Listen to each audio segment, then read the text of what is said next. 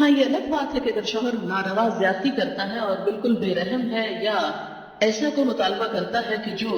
ناجائز میں آتا ہے وہ تو نہیں پورا کرنا. جیسے آپ کو بتایا گیا کہ فطری طریقے کے علاوہ کوئی بھی ایسا طریقہ خواہ وہ شوہر اور بیوی کے درمیان ہی کیوں نہ ہو اسے حرام قرار دیا گیا, چاہے وہ عمل قوم لوط سے ملتا ہو یا اورل سیکس ہو. یہ تو ناجائز ہے ہی, لیکن فطرت کے دائرے میں. اور اس میں بنیادی چیز جو باہم کاؤنٹ کرتی ہے وہ باہم ایک دوسرے کے ساتھ کوآپریٹ کرنا ہے, ایک دوسرے کے مزاج کو سمجھنا ہے اور ایک دوسرے کے ساتھ تعاون ہے. لیکن آپ دیکھیں کہ ہمیشہ آئیڈیل صورتحال نہیں ہوا کرتی, ہر شخص اتنا کنسیڈریٹ نہیں ہوتا. لیکن اللہ تعالیٰ نے عورت کو جہاں شوہر کو باہر کی مشقت دی نا, کتنی مشقت ہوتی ہے گرمی میں دھوپ میں. مثلاً ہر شخص کا ایئر کنڈیشن آفس تو نہیں ہے کہ وہ وہاں بیٹھ کے کام کر رہے ہیں. بہت سے مرد سڑکوں پہ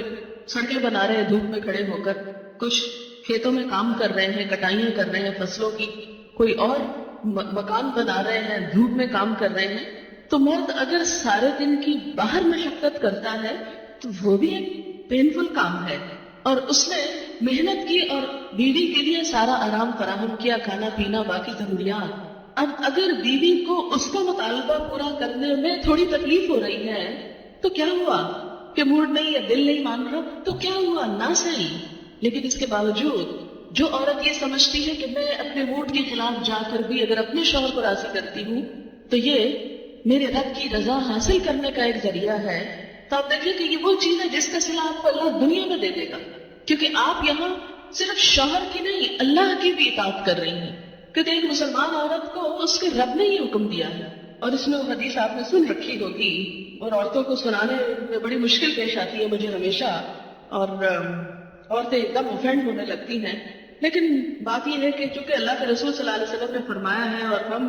ان کا نام سن سن کے روتے ہیں محبت میں اور نعتیں سن سن کے جھومتے ہیں, تو یہ حکم بھی آپ کا مان لینا چاہیے اور اس حدیث کو بھی سن لینا چاہیے اتنی ہی خوشی سے جتنی خوشی سے ایک نعت سنتے ہیں. نبی صلی اللہ علیہ وسلم نے فرمایا جب مرد اپنی بیوی کو اپنے بستر پر بلائے اور وہ نہ آئے تو صبح تک فرشتے اس پر لعنت کرتے ہیں. بخاری کی روایت ہے, کتاب النکاح. ٹھیک ہے, اس میں کہ اگر بیوی بیمار ہے یا اسے کوئی ایسی تکلیف ہے یا کوئی جینون ریزن ہے تو اس میں اللہ تعالیٰ اتنے بے رحم نہیں ہے کہ وہ دیکھ رہے ہیں کہ ایک عورت بخار میں پڑی ہے اور اس کا شوہر اس سے طالبہ کر رہا ہے اور عورت نے نہیں مانا تو اس پہ لعنت بھجوانی شروع کر دی جائے. نہیں, یہاں ایک نارمل حالات کی بات ہے, ایک عام حالات میں